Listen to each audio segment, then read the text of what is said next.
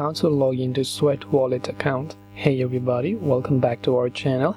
In today's video we're going to learn how we can log into our Sweat Wallet account, so just make sure to watch the video till the end. If you want to log into your Sweat Wallet account, open up the Sweat Wallet application from Play Store or App Store. This is the kind of interface that you will see.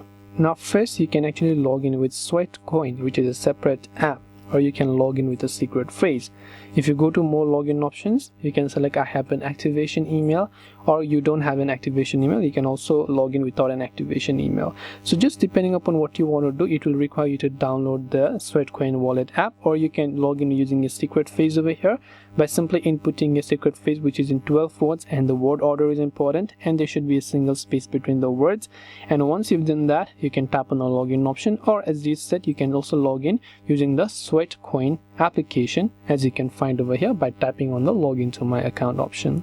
This way you will be able to log into Sweat Wallet account. I hope that this video helped you. If you have got any questions, feel free to leave them down below. Thank you for watching till the end, and see you soon in the next video.